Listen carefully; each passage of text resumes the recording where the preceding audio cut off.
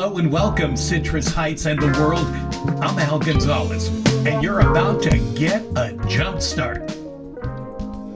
Your weekly forecast for the week is hot and sunny. Could be hot tamales. And here to present the Citrus Heights Chamber of Commerce weekly announcements, that's right, it's the one and only Diane Ebbett.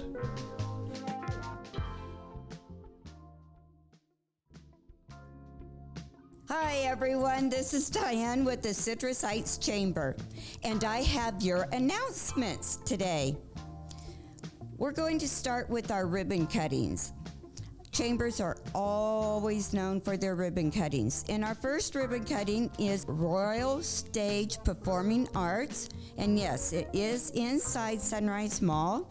The address is 6174 Sunrise Mall, and that's September 9th at 4:30 p.m. And then our last ribbon cutting is the Citrus Heights Chamber at 6929 Sunrise Boulevard on September 20th, 5 p.m. We will have some treats and drinks for you, but we will take you on a tour of our new studio. Next, we have our events, and the biggest event that's coming up is the city's Sunday Fun Day and their 25-year anniversary.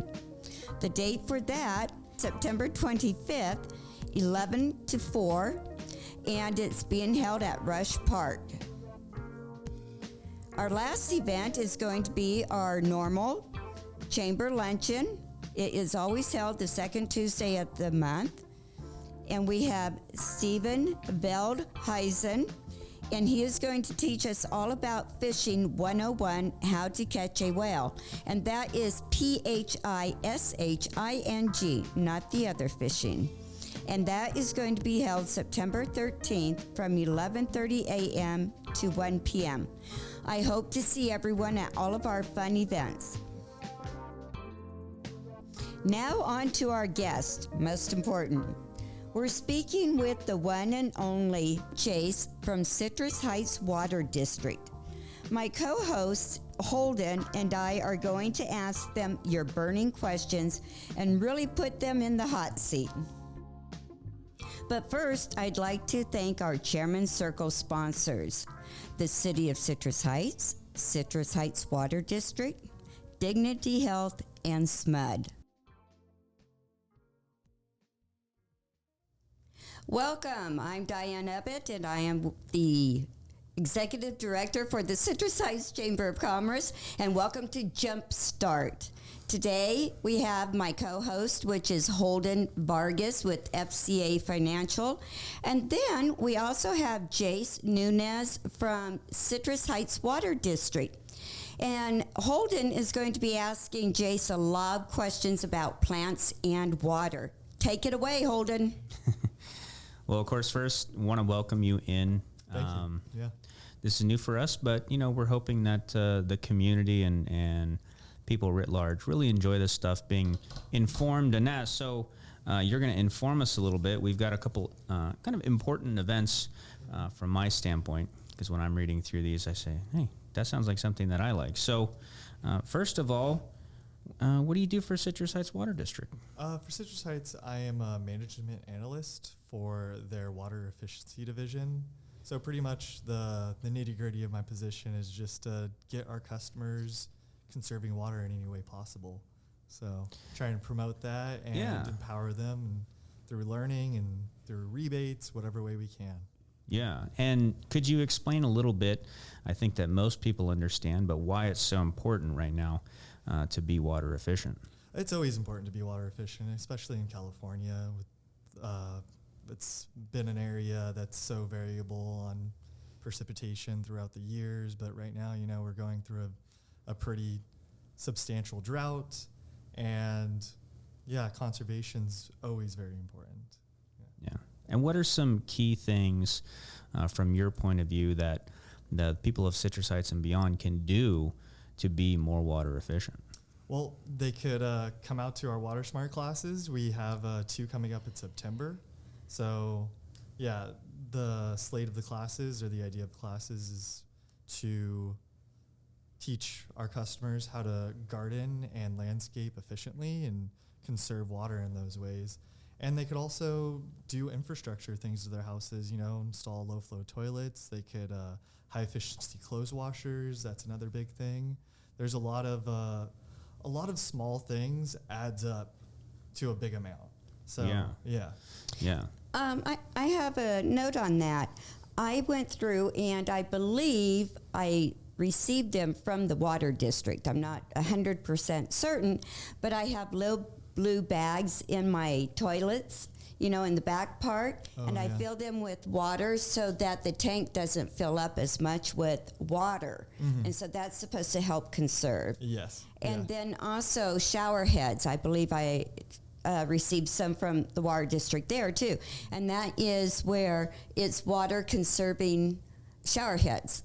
So instead of spewing out all kinds of water, it just it doesn't trickle out, but it really limits the amount of water coming out of the shower at one time. Yeah, the district sometimes gives out like free things like that, but then we also have our rebate programs, which, like I was saying, high efficiency clothes washers, we offer rebates for those. Low flow toilets, we offer rebates for those. Pressure reducing valves, so it reduces the pressure in your home. So Citrus Heights has, I would say, kind of all over has high pressure. I mean, kind of just, what's the word I'm trying to say? If I'm generalizing, we have high pressure here. Yeah, I noticed that. I have high pressure coming out of my hose bibs. Yeah, and, so I've actually put a limiter on it down to 30 psi. Exactly. And it's well over 100. Yeah, so if you installed a pressure reducing valve, it would help you save water. And, if there was any instance of, high pressure or any adverse effects or high pressure, that would, help with that as well. Well, and so you talked a little bit about these classes that you guys are having, and they are interesting for me. So, and I'll give you a little bit on me. I bought a little home a couple of years ago now, and I have a section of the property that I want to dedicate specifically to California natives, perennials and annuals that I don't have to water.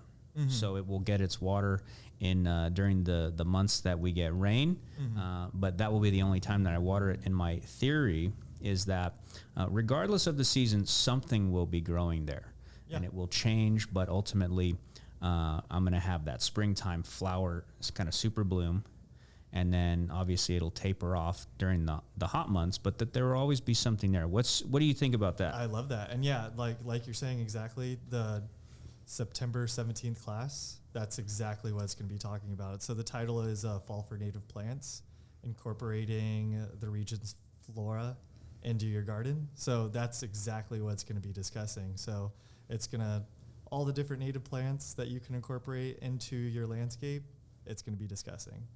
So yeah. That's great. That's excellent. So September 17th, it's that one. And then you have for your September 10th class, the title is So You Planted a Garden, Now What? And you have here vegetable selection. I had no idea, honestly, that vegetables would grow during the fall and winter seasons. I always thought your garden was dead after the summer months, so why worry about it? And then the timing of planting your garden and soil preparation, I just thought you dug a hole, put a little fertilizer in it from Lowe's and take care of it that way. So this class, can you tell us a little bit more about that? Yeah, so this is really for beginner gardeners both beginner and intermediate gardeners coming into it. And so if you're thinking about planting a garden or you have already planted a garden, this is some techniques that you can incorporate into your garden and try and, do I want to plant marigolds next to my carrots for pest abatement? It's going to discuss a lot of different techniques and ways to get the best yield out of your garden and use water efficiently. Well, I didn't know you could plant marigolds to help with pests. Do they eat the yellow marigolds over the carrots? Yeah, pretty much. It acts as a deterrent. Oh, wow. Yeah. That's pretty cool. Yeah. Are you guys going to be out at Sunday Fun Day on September 25th? Yes, we will be. Actually, I'll be out there personally, and there'll be a few other people from the district. We'll be out there with a booth and handing out some free stuff, participating in all the activities. Oh, that's awesome. Yeah. Now, we talked a little bit before, but I wanted to touch on it because you had said that your husband, Ray, was interested in those pollinators and getting Correct. those back. And so that's something that I'm interested in. And how is doing this going to help them, going to help the bees, the pollinators, and that? Oh, well, I would say the fall for native plants, that would be a topic of discussion there. I mean, pollinators love native plants, especially like native bees from the area. And a lot of the springtime flowers will bring the pollinators around, give them that work to do. And on top of that, I did also want to discuss, we do have a demonstration garden, and that's where this is going to be at. So this is going to be at the Sylvan Ranch Community Garden. And we have our demonstration garden there, which you can actually come and see how to, garden and landscape efficiently from that community garden. And so we have things there like pollinators, with like every plot is named with a different theme. So we have a pollinator plot, we have a colorful plot, we have an edible plot. Yeah. And so you can really get all these different ideas for your landscape from our different plots. Do you have a rock plot?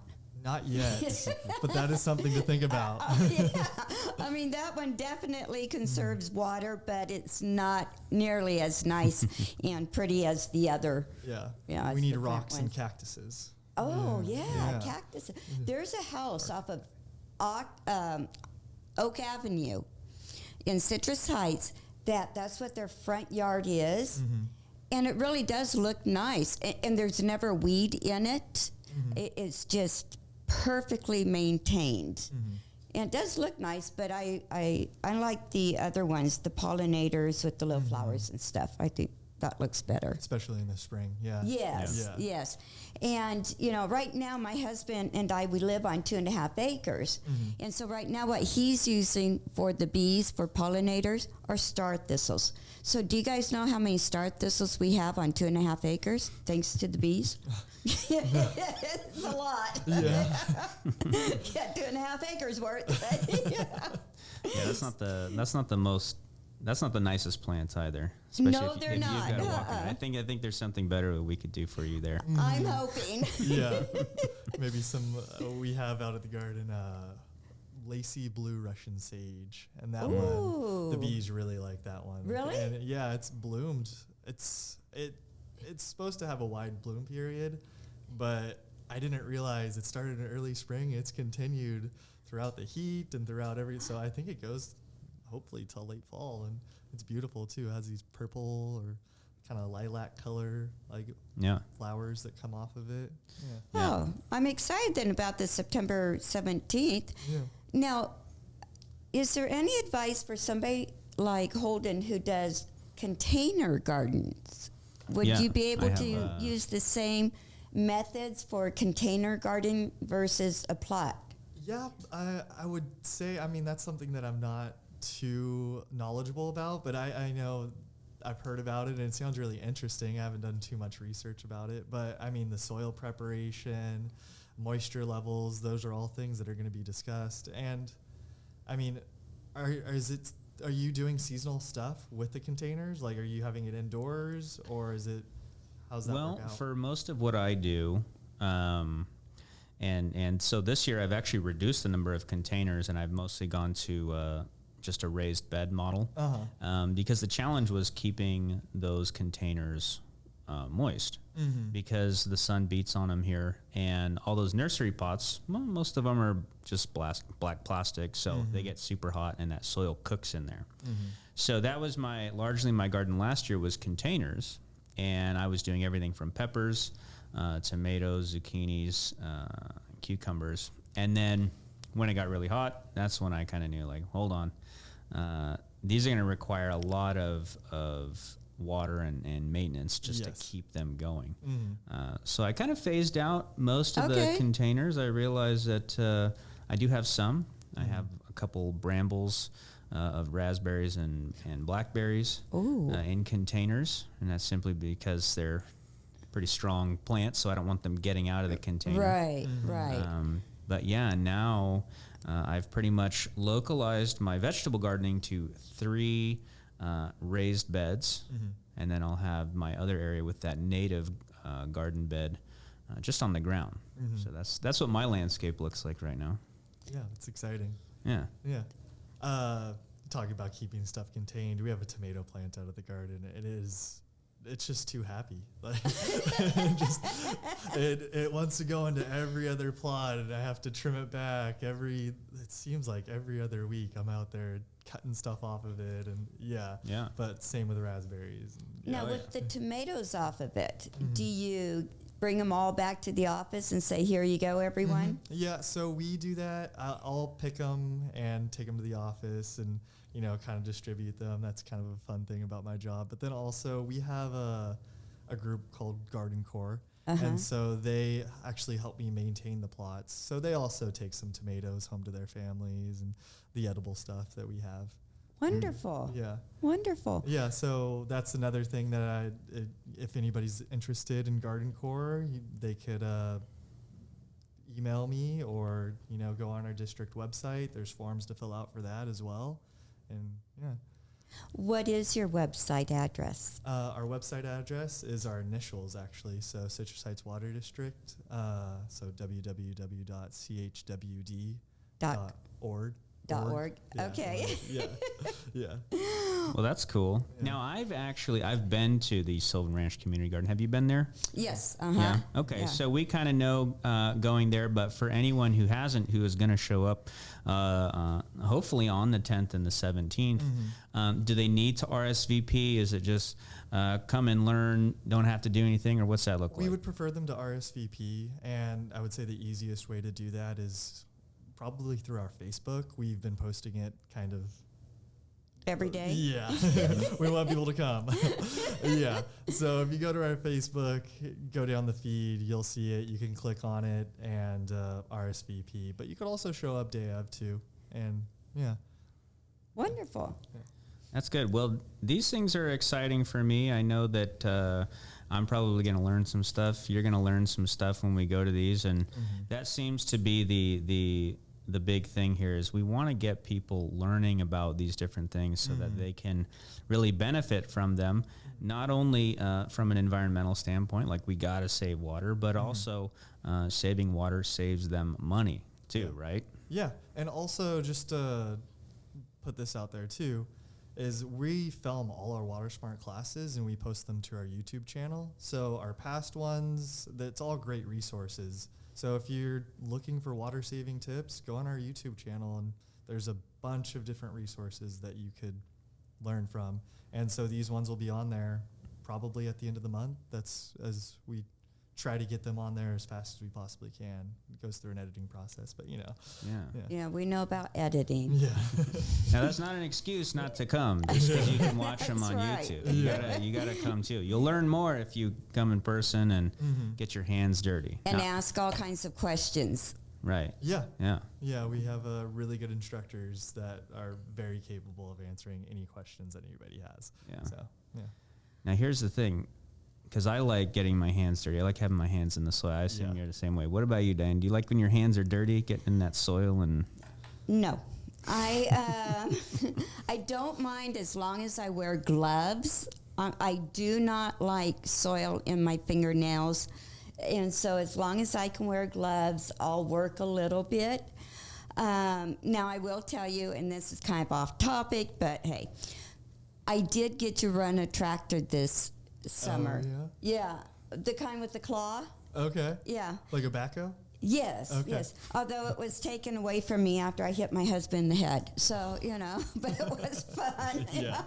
But that kind of dirty I can get into. Yeah. Okay. So, Well, yes. I think this is fantastic information. I think people should show up. Go to the Facebook and check it out, RSVP. Did you have any more questions for Jason? I don't think so. What I've done is I've saved them up for the classes when we attend. Okay, yeah. I also wanted to, just again, if there are any questions about our rebate programs or the Water Smart classes, my email, if it's possible to like post it on this video, reach out to me, reach out to anyone at the district. We could, they could direct you to me or, resources that will help. Yes. Take advantage of those resources. They're there for a reason. And, Yes. and I will say that transitioning from a lawn to a water efficient landscaping will ultimately save you in the long run, probably to the tunes of hundreds or even thousands of dollars. So I'm definitely a big advocate of that. I'll be there at these events, and I hope to see everybody there. Yeah. Yes. So thank you so much, Jace. And all of the information will be not only on the screen, but also in the description of the video. All those links will be there. But thank you. And So look forward to seeing September you. 10th and September 17th, come out. And September 25th on Sunday Fun Day, look Yes, for his that as booth. well. right. Yeah. All right. Thank you, and we look forward to seeing you next week at our next video. Yeah.